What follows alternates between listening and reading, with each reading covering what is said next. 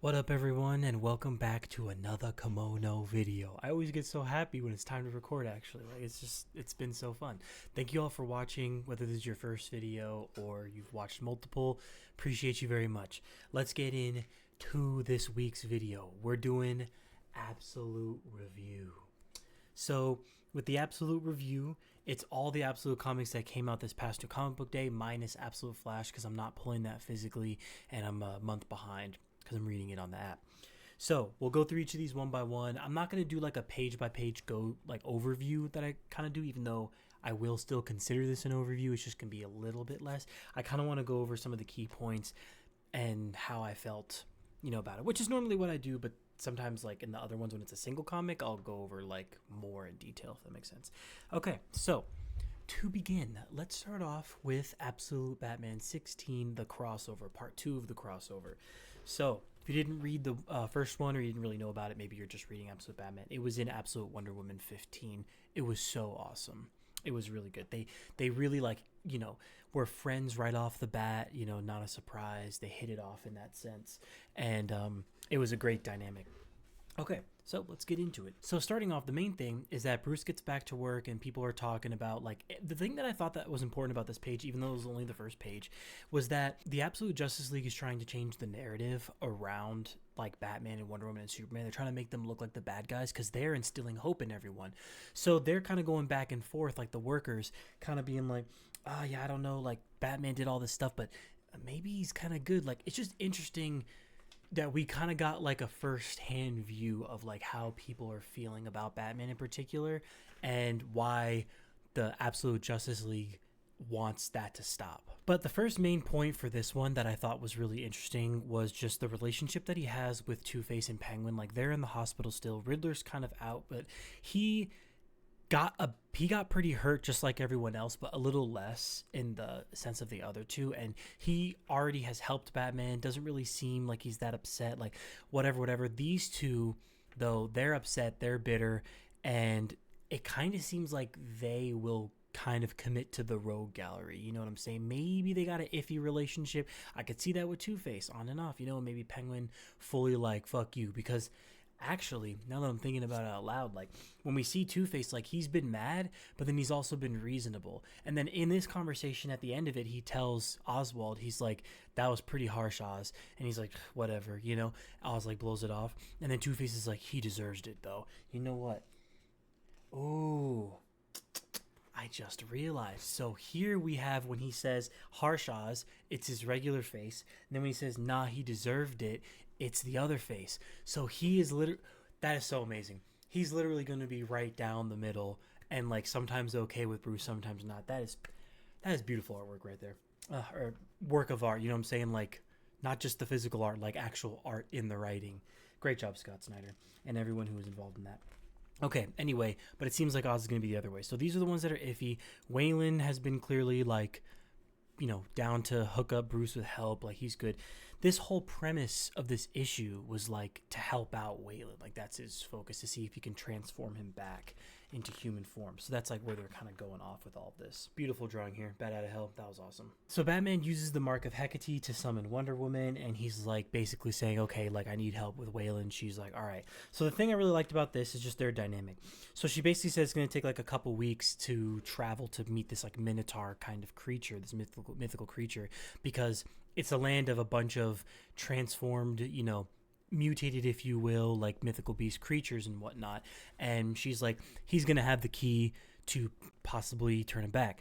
But what I liked about it is, even though we're kind of scanning panel to panel, we're getting like this relationship building up between them even more, friendship wise, which I just love. They're the best of friends. Their dynamic is just so fantastic. So day 14, day 16, they're going, and they're bonding, which made me so happy. We get a little funny cut to Alfred feeding Waylon and just lugging the meat and then getting scared. Just a little comic relief, and then the first of the comic reliefs. The next thing is Wonder Woman, presumably. I guess not too presumably, but she gives him like a tonic to sleep, and also it makes him immune to the transformation stuff. But I think also she might have mixed in some things to help him sleep and kind of like reflect a little bit, which makes sense because it's after the 16 days. So on that journey when they're talking, like Batman shares like his childhood and stuff, and I'm sure Wonder Woman could sense that unresolved trauma. So she gives him something here to kind of have a mess, you know, a little bit of a, what's the word, vision to speak with his dad, and he has a really good conversation, and it ends up resolving pretty nicely too, so I thought that was nice. Anyway, they end up reaching the Minotaur creature, and then we get this great panel where he's basically like, okay, well, it's time to defeat you and your mortal mate, and they're like, we're not together. I thought that was awesome because I personally just love when they're not in a romantic relationship. I think that their relationship when they're friends is just, I've said it already, like, it's what works best. I think that that's the way to do it. I'm really happy that Scott did it that way. Good move. Also, great panel in general. Beautiful art. So they do the first of the takedowns against the Minotaur, and then we get this funny moment where Batman's just standing behind the Minotaur, the Centaur, and Wonder Woman's like, Bruce, never stand behind a Centaur, and then he just gets the shit kicked out of him off to the side and goes flying. It was like scary, but it was also like really funny. And previously we learned that she didn't want to bring Pegasus because flying creatures are a bit targeted but in this area, but also she's like, Pegasus might be a little wary of you. But then Pegasus hooks up Batman, flies him up. He's like, I got a bat centaur right here. Another beautiful piece of art. Takes an arrow for Wonder Woman. That was pretty sick. And then they continue the fight. And she carries him off because he took an arrow and all that stuff, and it was pretty hurt. Puts him back in his bed, and he wakes up. And when he wakes up, he pulls the arrow out, and he flashes back to her saying, you have everything you need to help out. And he brings the arrow over to his friend, and then he makes it into kind of like an amulet, like a necklace. And he's like, wear this necklace. Let it touch your skin. You are never alone. So Waylon grabs it, and he's like, Bruce, and holds it out. And that's the end. So it kind of seems that, you know, maybe he will have this ability to transform, like, at will, which is so cool. I don't know, like, whenever he's wearing it and it's touching his skin, you know, whatever. Then he can go human form and then take it off to, like, put in the work as Killer Croc. That would be so cool. And they're best friends, and I really want them to be friends. Like, it hurt the most that he turned into Killer Croc, but to think that they could be friends in this universe, I mean, that's really awesome. Look at, you know, Green Goblin and Spider-Man and Ultimate Spider-Man if you haven't read that. It's not a big spoiler. Like, you see it in, like, the first couple issues or whatever. Anyway, it works, and I really hope that that's how it goes in this story because, yeah, I thought that was awesome. Okay, so that's Absolute Batman 16. What an amazing issue. I guess this isn't as quick as I expected. Probably somewhat the length of a normal review. Hopefully you're here for it. I'm here for it. So up next, Absolute Wonder Woman 16, an awesome issue. We got so much Absolute Wonder Woman content this week. I was so happy. It made me really want to like reread the series from start to finish. Okay, so to start off, she's getting spoken to by Aphrodite, and the way this kind of matters here is because she's like seems to maybe have not had contact with Aphrodite, but she's obviously the one that taught her love, and it's something that she wants to, you know, kind of start up again, like have another conversation with her basically. So the first big event here was that Steve Trevor was under a trial for helping out Wonder Woman during the whole First Dark Crisis and whatnot that occurred, and they're like clearly on the other side. They want to make Wonder Woman to be an enemy. I'm over here wondering how much Joker Kale has influence over these senators or whoever, generals, yeah, I don't know, whoever's is, you know, grilling him, probably a lot of influence. Either way, he handles it super well, and he's like, I'm on the side of justice. It's so clear with her that she's justice personified. So if you're not on that side, I think America's lost its way. And he's like, good day. You'll need a subpoena to talk to me again. So he kills that shit. That was awesome. Then we cut over to Veronica Cale, and she is in this lab with the scientists, and there's this creature. It's the parasite that can issue the mind control, and she's trying to get this set up for like a big operation to cause fear to eventually take down Wonder Woman, which something for the future. Nothing in this issue, but something to note. So then we cut to this event that's going on at the Gateway City Natural History Museum. Wonder Woman's killing it. She looks so good. Everyone's taking pictures. She's like, the adoration is dangerous. The power in it, the temptation is palpable. Just because it's really easy to fall into that temptation when there's a lot of people like loving you, going after you. But, you know, she just recognizes it and moves on. Thought that was like a really cool thing to note. I'm also kind of thinking that they raised her height a little bit because the way she's standing over everyone, I don't think it was really like that in previous issues, but they needed to make her as tall as like Batman. I think Superman will end up being a little shorter than them. But with what we saw in the whole crossover stuff, they made them like the same exact height. So I'm thinking they just kind of like bumped her up a little bit. Just a little side note, little side thing to notice. Anyway, so they're at the event. She ends up passing out, and I think we all know why she's having some problems. But she ends up flashing back to an image with her fighting Artemis, and Artemis is kind of like teaching her kind of how the gods are a little bit more, just more learning moments throughout her career. But she ends up putting in that work, and she gets some answers about why Aphrodite, well, sort of, why Aphrodite isn't talking to her. It's not really much, but just kind of flashes to her feeling a little bit unprepared and whatnot. But Aphrodite's the one who takes her out of it, so interesting to see how that will come back. And that's when the big moment happens. They break in, and I loved Zatanna's entrance, the hey cutie, all that stuff. Like, it was so good. She looked so cool, everyone looked so good.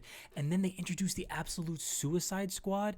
I was shocked. I did not expect that at all. And then the next thing before we move on, is that Cheetah there? Like, I was like, is Barbara not Cheetah in this universe? Which I'm fine with, you know, let them be friends, you know, like right now on her crew and everything.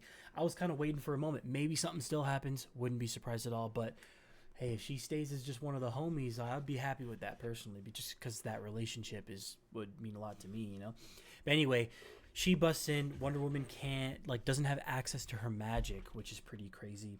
They don't really do much. They just kind of have like a standoff. You see right here. But in Absolute Wonder Woman 17, it's probably going to be a nice battle. So that's basically all the main things that happen in Absolute Wonder Woman. Just another fantastic issue. I loved it so much. As always, definitely let me know your thoughts on any particular issue, all three that we're going through today. Whatever you're feeling. Just really wanted to talk about these in depth because these three Absolute stories are my favorite Absolute runs. So to have them all in one day was like, it was such a great reading session to read these back to back. All right, so now let's move on to Absolute Martian Manhunter. I said this in a short video if you happen to see it, like when I post on TikTok, but like I could flip to any random page. All right, just any, you know, boo-boo-doo-loo-loo-loo random page. Okay, look at that art. I mean, oh my gosh, the art is insane. The sniper there, right there. Oh my gosh, like I thought that's one of the best panels here. But Javier Rodriguez, you know what you're doing. Anyway, so I think this one will be a little bit quicker to go through because what's going on, first off, I really liked the whole chicken tender scene and whatnot that was happening, like how he was like, you know, Dennis Camp was writing into the feelings of the chicken. Like, I felt like this was a play on the mental abilities getting stronger, and that's what the Martian has said, that like, well, Martian Manhunter, but I guess he's just the Martian right now. But anyway, that's what he said, that like, as you kind of open up your own mind and become clearer and clearer, like your powers will increase. And also it's possible the Martian is just getting stronger in general through being here, whatever it may be. But I think that's a result of that because it's a lifeless thing, but previously had life, but he's getting like echoes of the thoughts, the feelings, all those things. Also in Absolute Martian Manhunter 6, we saw him have a realization of his poor actions with his family, his wife, and all that. And he had some humility and some self-reflection, and that's what made him be able to survive that night against the White Martian's first attack, because otherwise he wouldn't have been able to access enough power. So pretty cool. Anyway, so the main thing that's going on here is that they're in the bar and he's just trying to drown out his sorrows, and he's basically like, I need a break. So Martian Manhunter's like, okay, I'll leave your head, sort of. He can't fully leave it, but he's like, I'll leave it and I'll go explore whatever, give you a break, because he's just got a lot of the voices in his head. He's like, okay, so he's like, I'm gonna go visit my family. So he goes and visits his family. He has a talk. It's a little weird. It's a little awkward. He can't see his son. Obviously, we know the White Martian at this point is in his son, which is crazy. And his son's just working on like these clay figures and building out the Martian, and he's just fully taken over. And like his parents seem to not really talk to him that much. He's a really quiet, reserved kid. Like, it just not a good combo. And I'm pretty sure it's a reflection of why the White Martian picked his son. Probably a little bit having to do with the Martian being in, you know, his dad. But yeah, pretty crazy. Anyway, though, the main thing here is that the Martian is getting attacked while John is having a conversation with his wife and stuff. And it ends up being that there's like this, I still got to give this a little bit more thought. Let me know if you have any thoughts on this in particular, but ended up being this like sort of conceptual bullet, why they're able to hit him. But the thing is, at the end, after all this, I'll skip a little bit. You know, the Martian is kind of captured. Also, there's a little dot. I'm going all over the place, but there's this, you know, dotted line, and they're like an interactive thing, like draw a dotted line around him to fully capture him. I'm like, fuck that. I ain't drawing. I don't know if any of you read a sort of Crisis Events 8, but there was like a draw your own thing on the very last page. I won't spoil any content related at all, just in case. But I drew something on that. I thought it was cool. I was like, fuck it, I'm gonna do it. But this, fuck no, I ain't trapping the Martian. But then after she's like, thank you for your service, I'm like, fuck you. It was really funny. Anyway, so he gets captured. At the end of all of this, the despair Martian or something is what comes to John, which was really interesting. So I'm kind of wondering if there was another Martian working with, which the Martian, our Martian, the Green Martian, has said that there are others, not many left. So maybe there's some that he doesn't know of. But anyway, I'm thinking that maybe it's possible that one of them was amongst those group of people that were capturing him, and that's how they got it.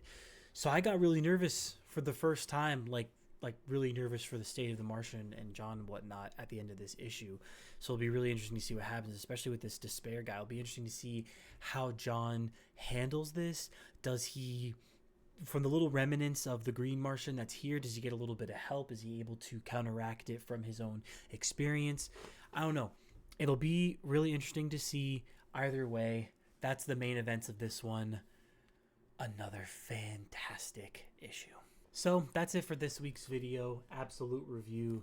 It was a lot of fun to talk through these. Definitely longer than I expected, which is kind of funny, but I don't mind at all. Hopefully you don't either if you're watching all of this. And if you are, thank you so much. I'm glad you enjoy. This is like legitimately so much fun to do. I can't express it enough. So yep. Oh, and also, if you ever have any ideas of videos you want, like I'm doing one every Friday for now. I'm sure eventually over time I'll increase the pace, but just trying to manage it so, you know, at a pace where I'm really comfortable. But if you have an idea for a video, something, a big topic in the comic world that you want me to talk about, or a specific comic you want me to read and do a review on, definitely let me know. But yeah, thank you so much for watching. Again, let me know your thoughts. I really appreciate it. Have a great rest of your day, rest of your week, new comic book day. Catch you next Friday, if not on the other apps. See ya.